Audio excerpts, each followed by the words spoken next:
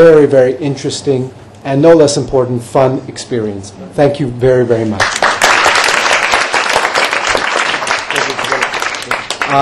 And I'd also like to thank the Conference Steering Committee, because this is a group of people who invested no small amount of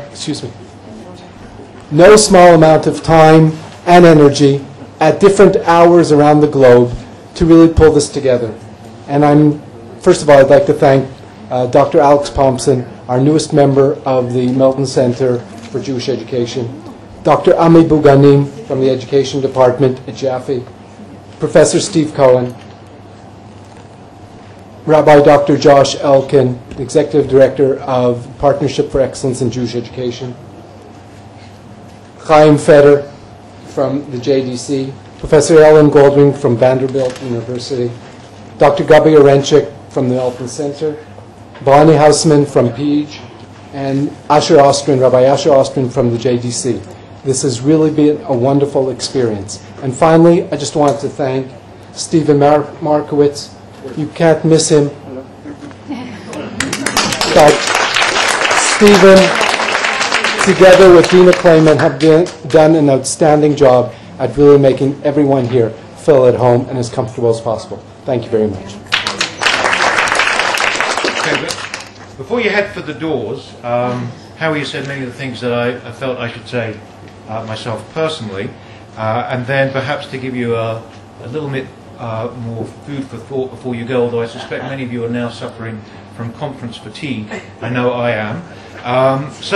I will say some thanks first before we get to the thoughts. Certainly, many thanks to Dina and to Stephen, two outstanding individuals. All of you, I know, have had extensive contact with them by various technological media. They are really good-humored and generous individuals who there is no limit on how much time they've been prepared to give to this enterprise. It has been fun, and it's been extraordinarily productive, and maybe we'll do this again sometime, but not next year. Okay, so thank you, the two of you. Secondly, no less important, thank you to the staff of the Melton Center.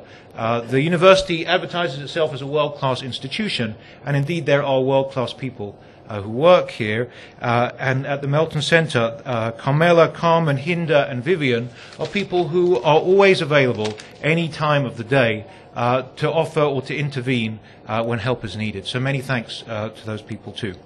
Howie's already mentioned the conference sponsors and partners. I will say a personal thanks to those people too, from the Jewish Agency, Ami Bouganim in particular, from the Jewish Distribution Committee, the Joint. It has been a particular pleasure for me to renew a friendship with Chaim Feder that lapsed for about 20 years. That has been a particular treat. And with his boss, Asher Ostrin. The dynamic folks from PEAGE, wherever you are, Josh, Bonnie, and Suzanne, people always available, always ready to jump in, always ready with some wise words. So many, many thanks to you guys too. And last but not least, colleagues from the Melton Center, and I think Howie may have been somewhat unassuming here about his tireless contribution to this particular conference. Essentially, it began as a conversation in your office a couple of years ago.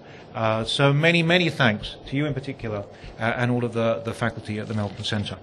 Okay, so a few ideas for you to take on your way, or at least to take with you to the post-conference that I will give you some information about in a minute if you're planning to stay. This is the first conference I've organized in Israel, and it strikes me there's a linguistic issue here in that kenes and conference have different kinds of roots. The Hebrew word kenes derives from a word which essentially means to come together, to gather, to be in the same place as other people. Whereas the word conference derives from a word meaning to share ideas, to confer with other people. We could suggest, this seemed like a good idea at 2 o'clock this morning when I thought about it, we could suggest that this in fact is somewhat analogous to James Coleman's distinction between functional and value communities. That there are those communities that are built on people coming together, on social connection, on people being in the same place and at the same time. And then there are those other communities that are built on ideas, value communities, he calls them.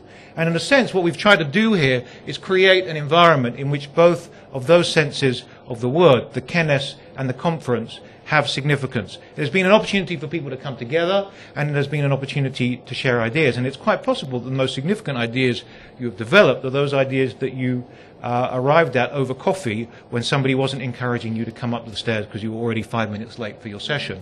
It is possible also that those ideas are ideas that you encountered in sessions. And I will share with you 4 impressions of my own. Obviously, I wasn't in every session, but I can promise to have been in each keynote. And for me, I offer you 4 images that I am left with from those sessions. First of all, to Deborah's image of the staff room as a place that should be organized as a family dining room. That there should be just the one table large enough to accommodate all of the staff so that the kinds of conversations that emerge in that place are the kinds of conversations that are as intimate, as challenging, as provocative as the conversations that occur in our houses. I ask us how many Jewish day schools operate in such a fashion.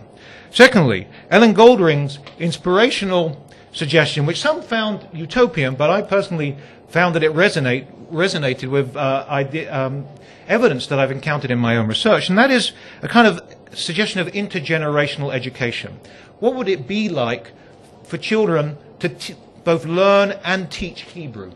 What would it be like if Hebrew wasn't something that was concentrated only within the walls of the school, but the resources invested in Hebrew teaching in schools were resources that were shared with the wider community? There's a very powerful, idealistic maybe, image of what community can do and what might be possible when resources are shared between schools and other institutions.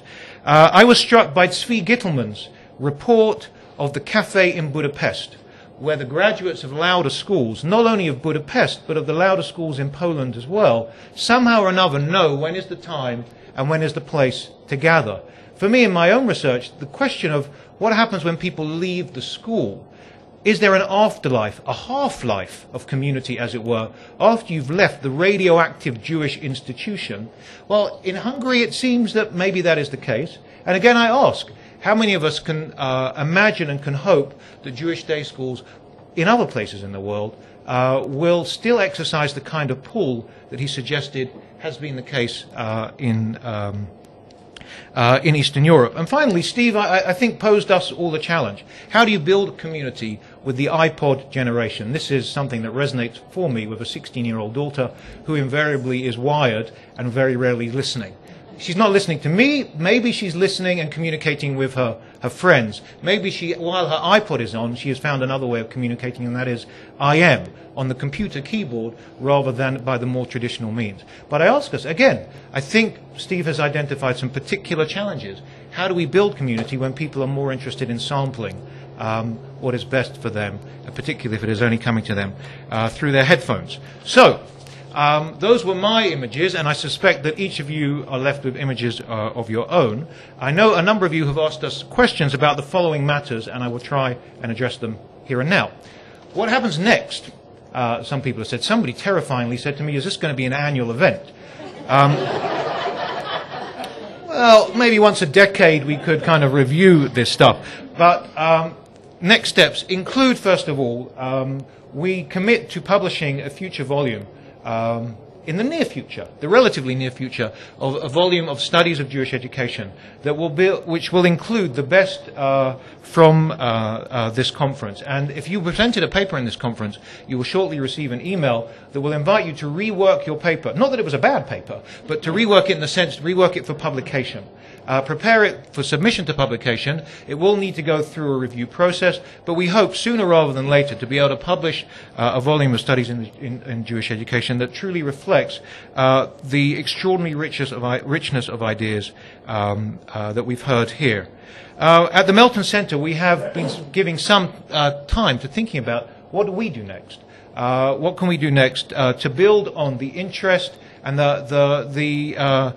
simply the quality of the participation that we've seen here. And there are a number of ideas that we have been working with and been sharing with foundations that we hope will involve many of you in the development of research in the field of Jewish day school education in the future. Again, sooner rather than later.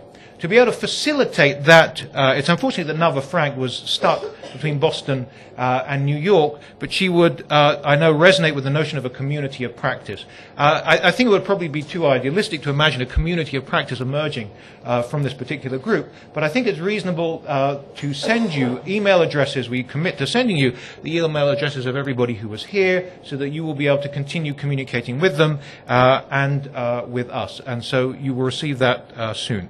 Finally, those of you who haven't had enough just yet and have already signed up for the post-conference, which is due to post-conference seminar, which is due to start at 3 o'clock, I believe. We ask you, if you are going to do so, to come down to the desk in the lobby where we will give you some instructions that will help you make your way to that post-conference session. And Stephen is mouthing me over there.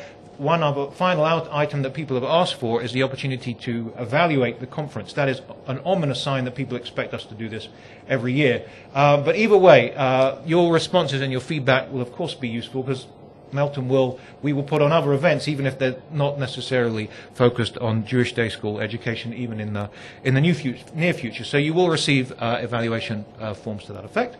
And finally, let me thank all of you. Essentially, a conference is only good as good as the participants. And for me, this has really been a wonderful, wonderful event.